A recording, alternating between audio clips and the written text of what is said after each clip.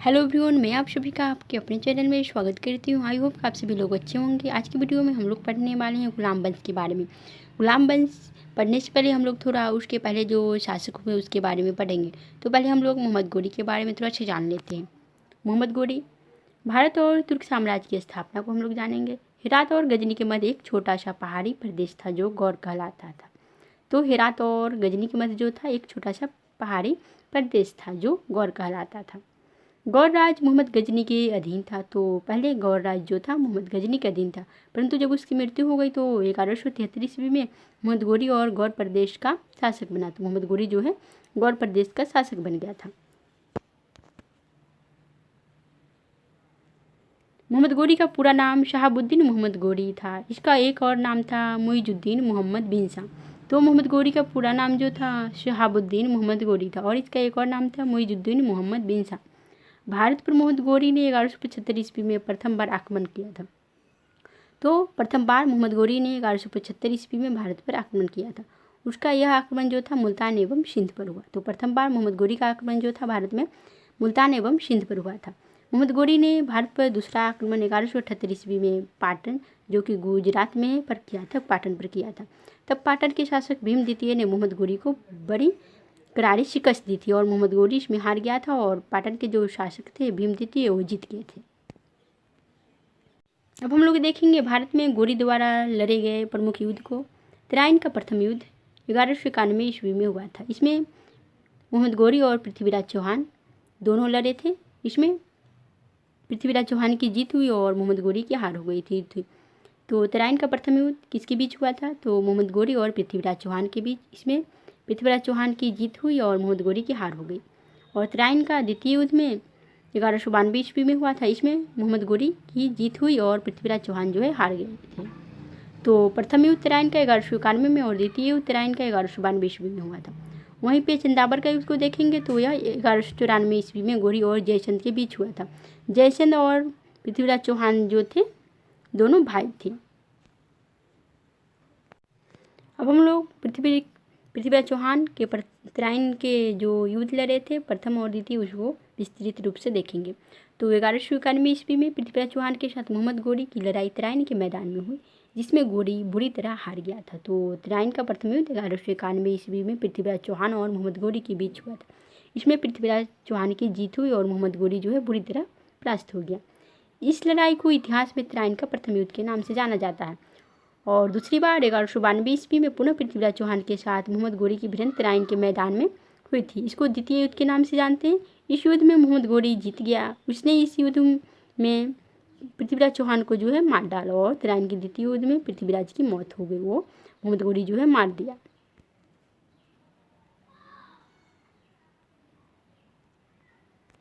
मोहम्मद गोरी का कोई पुत्र नहीं था, अतः जयचंद को पराजित करने के बाद गोरी भारत में जीते गए अपने प्रदेश को जो है कुतुबुद्दीन ऐबक को सौंपकर वापस गजनी लौट गया। कुतुबुद्दीन ऐबक जो था मोहम्मद गोरी का गुलाम था, तो उसने अपने गुलाम को ही अपने प्रदेश को, जीते हुए प्रदेश को सौंप दिया और वापस गजनी लौट गया। 1194 ईस्वी में कुतुबुद्दीन ऐबक ने अजमेर को जब विजित किया तो साथ ही साथ उसने एक जैन मंदिर और संस्कृत विश्वविद्यालय को नष्ट भ्रष्ट करके उनके मलबे पर क्रमशः कुब्बतुल इस्लाम और 2.5 दिन का झोपड़ा का निर्माण करवाया था। तो 1194 ईस्वी में जब कुतुबुद्दीन ऐबक ने अजमेर को जीता तो क्या किया, उसने जैन मंदिर और संस्कृत विश्वविद्यालय को नष्ट भ्रष्ट कर दिया और उसके मलबे पर ही कुब्बतुल इस्लाम और 2.5 दिन का झोपड़ा का निर्माण करवाया था। मोहम्मद गोरी फिर 1205 ईस्वी में भारत वापस आया। तो मोहम्मद गोरी जो है फिर 1205 ईस्वी में वापस आया। इस बार उसने खोखरों को बुरी तरह पराजित कर दिया। तो खोखरों को जो है बुरी तरह पराजित कर दिया और उनका बेरहमी से कत्ल भी कर दिया था। खोखरों पर विजय के पश्चात जब मोहम्मद गजनी वापस गजनी लौट रहा था तो 15 मार्च 1206 ईस्वी को उसकी हत्या कर दी। तो खोखरों पर जब विजय के पश्चात मोहम्मद गोरी अपने प्रदेश को लौट रहा था, यानी गजनी को लौट रहा था, तो 15 मार्च 1206 ईस्वी को जो है उसकी हत्या कर दी खोखरों ने। अब हम लोग दिल्ली सल्तनत के बारे में पढ़ेंगे। सन 1206 ईस्वी में दिल्ली सल्तनत की स्थापना हुई। दिल्ली सल्तनत का काल 1206 से 1526 ईस्वी तक था। इन 320 वर्षों में भारत में कई मुस्लिम वंशों का शासन हुआ। तो दिल्ली सल्तनत की स्थापना कुतुबुद्दीन ऐबक ने किया था। मोहम्मद गोरी का जो गुलाम था कुतुबुद्दीन ऐबक 1206 ईस्वी में लाहौर की गद्दी पर बैठा। यहाँ पे दिल्ली जो है मिसप्रिंट हो गया है। तो मोहम्मद गोरी का गुलाम कौन था? कुतुबुद्दीन ऐबक। उसने 1206 ईस्वी में लाहौर की गद्दी पर बैठा था। दिल्ली सल्तनत पर 5 मुस्लिम वंशों का शासन को हम लोग देखेंगे। तो दिल्ली सल्तनत पर 5 मुस्लिम वंशों ने शासन किया था। तो मुस्लिम वंश कौन कौन थे उसके बारे में अब हम लोग देखेंगे। बारी बारी से सभी के बारे में पढ़ेंगे। गुलाम वंश 1206 से 1290 ईस्वी तक इसका शासनकाल था। उसके बाद खिलजी वंश 1290 से 1320 ईस्वी तक इसका शासनकाल था। उसके बाद आया तुगलक वंश, इसका शासनकाल था 1320 से 1414 ईस्वी। फिर सैयद वंश आया, इसका शासनकाल था 1414 से 1451 ईस्वी। उसके बाद लोधी वंश आया, इसका शासनकाल था 1451 से 1526 ईस्वी। तो 5 वंश हो गए दिल्ली सल्तनत के। फर्स्ट था गुलाम वंश। गुलाम वंश की स्थापना जो है कुतुबुद्दीन ऐबक ने किया था। तो कुतुबुद्दीन ऐबक का राज्याभिषेक जो है 24 जून 1206 ईस्वी में हुआ था। कुतुबुद्दीन ऐबक की राजधानी लाहौर थी। तो कुतुबुद्दीन ऐबक की राजधानी कहाँ थी? तो लाहौर थी। मोहम्मद गोरी की मृत्यु के बाद ऐबक ने समस्त उत्तर भारत में तुर्कों का शासन स्थापित किया। तो मोहम्मद गोरी की मृत्यु के बाद जो है ऐबक ने जो है समस्त उत्तर भारत में तुर्कों का शासन स्थापित किया। दिल्ली सल्तनत की स्थापना भारत के इतिहास में एक महत्वपूर्ण मोड़, एक युगांतकारी घटना थी। दिल्ली सल्तनत इस्लाम को मानने वाले संतों, विद्वानों, साहित्यकारों और शासकों का आश्रयदाता स्थली बन गई। तो हम लोग पढ़ेंगे गुलाम वंश के बारे में। 1206 से 1290 ईस्वी के काल को मिनहाज उस सिराज के तबकात नासरी से गुलाम वंश के इतिहास की जानकारी प्राप्त होती है। तो गुलाम वंश को जानने के स्रोत जो है मिनहाज उस सिराज के तबकात नासरी पुस्तक है, उसे हम लोग गुलाम वंश के बारे में जान सकते हैं, पता कर सकते हैं। कुतुबुद्दीन ऐबक का शासनकाल था 1206 से 1210 ईस्वी तक। उसने 4 साल शासन किया, 1206 से 1210 ईस्वी तक। कुतुबुद्दीन ऐबक ने 1206 ईस्वी में गुलाम वंश की स्थापना की थी। सिंहासन पर बैठते ही ऐबक को गयासुद्दीन मोहम्मद, ताजुद्दीन और नासिरुद्दीन बादशाह के विद्रोह का सामना करना पड़ा था। तो कुतुबुद्दीन ऐबक ने 1206 ईस्वी में गुलाम वंश की जो है स्थापना की थी। सिंहासन पर बैठते ही ऐबक को जो है गयासुद्दीन मोहम्मद और ताजुद्दीन और नासिरुद्दीन बादशाह के विद्रोह का जो है सामना करना पड़ा था। कुतुबुद्दीन ऐबक को उसकी उदारता व दानी प्रवृत्ति के कारण जो है लाखबख्श यानी लाखों का दान देने वाला की उपाधि दी गई। तो कुतुबुद्दीन ऐबक को जो है उसकी उदारता और दानी प्रवृत्ति के कारण ही लाखबख्श कहा गया। कुतुबुद्दीन ऐबक ने ही दिल्ली में कुतुब मीनार की नींव डाली। तो कुतुबुद्दीन ऐबक ने ही दिल्ली में कुतुब मीनार की नींव डाली थी। कुतुब मीनार का नाम प्रसिद्ध सूफी ख्वाजा कुतुबुद्दीन बख्तियार काकी के नाम पर रखा गया। तो कुतुब मीनार का नाम किसके नाम पे रखा गया? तो ख्वाजा एक संत थे, सूफी संत, उनके नाम पर रखा गया। ख्वाजा कुतुबुद्दीन बख्तियार काकी के नाम पर कुतुब मीनार का नाम रखा गया। उसके बाद हम लोग पढ़ेंगे प्रारंभ में कुतुबुद्दीन ऐबक की राजधानी लाहौर थी। तो कुतुबुद्दीन ऐबक की जो राजधानी थी वो लाहौर ही थी। दिल्ली स्थानांतरित उसने नहीं किया था, यहाँ पे मिसप्रिंट हो गया है। कुतुबुद्दीन ऐबक ने दिल्ली में कुब्बतुल इस्लाम मस्जिद और अजमेर में 2.5 दिन का झोपड़ा नामक मस्जिद का निर्माण करवाया था। तो कुतुबुद्दीन ऐबक ने दिल्ली में कुब्बतुल इस्लाम मस्जिद और अजमेर में 2.5 दिन का झोपड़ा मस्जिद का निर्माण करवाया था। कुतुबुद्दीन को मोहम्मद गोरी ने मलिक उपाधि से नवाजा था। तो कुतुबुद्दीन को मोहम्मद गोरी ने जो है मलिक उपाधि से नवाजा था, मलिक की उपाधि दिया था मोहम्मद गोरी ने कुतुबुद्दीन ऐबक को। कुतुबुद्दीन के संरक्षण में रहने वाले फखरे मुदब्बिर युद्ध संबंधी कला का माहिर विशेषज्ञ था। तो कुतुबुद्दीन के संरक्षण में रहने वाले फखरे मुदब्बिर जो थे युद्ध संबंधी कला का माहिर विशेषज्ञ था। इसने अदाबुल हर्ब शुजात की रचना की थी। तो फखरे मुदब्बिर ने क्या चीज़ की रचना की थी? तो हब्र शुजात की रचना की थी। हसन निजामी कुतुबुद्दीन ऐबक के दरबार में रहता था, वहीं पे हसन निजामी भी कुतुबुद्दीन ऐबक के दरबार में ही रहता था। इसने ताजुल महासिर नामक ग्रंथ की रचना की। तो हसन निजामी का कौन सा पुस्तक था? तो ताजुल महासिर। अब हम लोग आगे चलते हैं और पढ़ते हैं। कुतुबुद्दीन ऐबक के सेनापति बख्तियार खिलजी ने प्राचीन नालंदा विश्वविद्यालय को ध्वस्त कर दिया था। तो कुतुबुद्दीन ऐबक का ही सेनापति बख्तियार खिलजी था, जो कि उस समय बिहार में एक प्रसिद्ध विश्वविद्यालय थे नालंदा विश्वविद्यालय, उसको ध्वस्त कर दिया था उसने। 1210 ईस्वी में चौगान पोलो खेलते समय जो है उसकी मृत्यु हो गई। कुतुबुद्दीन ऐबक की मृत्यु पोलो खेलने के दौरान ही हो गई। घोड़े से गिरकर उसकी मृत्यु हो गई थी। पोलो तो घोड़ा पे चढ़ के ही खेला जाता है, तो वह पोलो खेल रहा तो उसी समय उसकी मृत्यु हो गई। कुतुबुद्दीन ऐबक को लाहौर में दफनाया गया। तो कुतुबुद्दीन ऐबक को जो है लाहौर में ही दफनाया गया।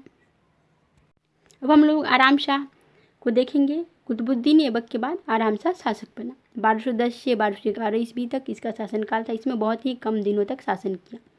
तो आराम शाह जो है बहुत कम दिनों तक शासन किया था दिल्ली की गद्दी पर। कुतुबुद्दीन ऐबक का उत्तराधिकारी बना आराम शाह, जो एक अयोग्य शासक सिद्ध हुआ। तो वह एक अयोग्य शासक सिद्ध हुआ। आराम शाह मात्र 8 महीने के लिए ही शासक बन पाया। तो आराम शाह देखे तो मात्र 8 महीने के लिए शासक बना और वह अयोग्य सिद्ध हुआ। उसके बाद इल्तुतमिश दिल्ली की गद्दी पर आसीन हुआ। इसका शासनकाल था 1211 से 1236 ईस्वी। अब हम लोग इल्तुतमिश के बारे में अध्ययन करेंगे। इल्तुतमिश ने आराम शाह की हत्या कर दी और 1211 ईस्वी में दिल्ली की गद्दी हथिया ली। तो इल्तुतमिश ने आराम शाह की हत्या कर दी और 1211 ईस्वी में दिल्ली की गद्दी पर बैठ गया। इल्तुतमिश कुतुबुद्दीन ऐबक का दामाद था। तो इल्तुतमिश जो था कुतुबुद्दीन ऐबक का पहले गुलाम था, उसके बाद वह दामाद भी बन गया था कुतुबुद्दीन ऐबक का। पहले वह ऐबक का गुलाम था, बाद में उसका दामाद बना।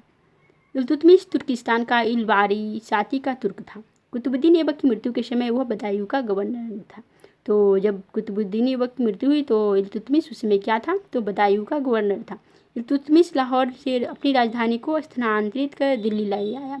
तो इल्तुतमिश जो है लाहौर से अपनी राजधानी को स्थानांतरित कर दिया और दिल्ली ले आया, दिल्ली में लाया और वहीं पे राजधानी बना दिया, दिल्ली को अपनी राजधानी बना लिया।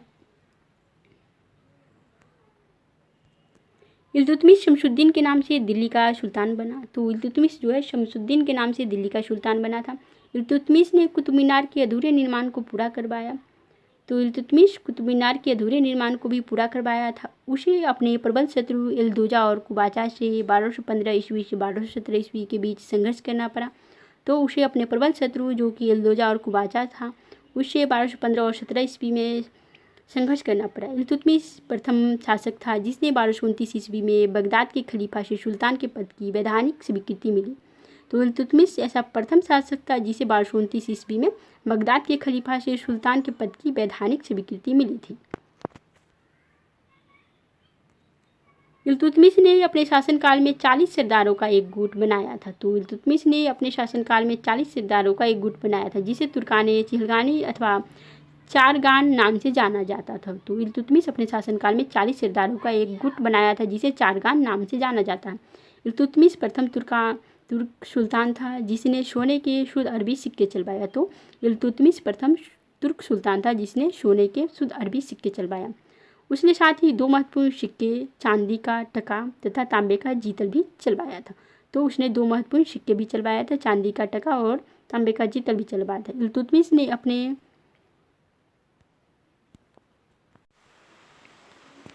उसने स्वयं को नासिरुल मोमिन घोषित किया था। इल्तुतमिश ने इक्ता प्रणाली का प्रचलन भी किया था। तो इक्ता प्रणाली की जो प्रचलन है वह इल्तुतमिश के द्वारा ही किया गया था। तो इल्तुतमिश के द्वारा इक्ता प्रणाली की शुरुआत की गई। उसके दरबार में प्रसिद्ध इतिहासकार मिनहाज उस सिराज रहता था। तो उसके दरबार में जो है मिनहाज उस सिराज इतिहासकार जो है प्रसिद्ध वह रहता था, जिसने तबकाते नासरी की रचना की। तो मिनहाज उस सिराज ने तबकाते नासरी की रचना की थी। इल्तुतमिश ने 1231-32 में अपने पुत्र नासिरुद्दीन महमूद की याद में नासिरुद्दीन महमूद का मकबरा अथवा सुल्तानगढ़ी का निर्माण करवाया था। सुल्तानगढ़ में इल्तुतमिश ने जो है 1231 से 32 में अपने पुत्र, जो उसका पुत्र का नाम था नासिरुद्दीन महमूद की याद में नासिरुद्दीन महमूद का मकबरा बनवाया था।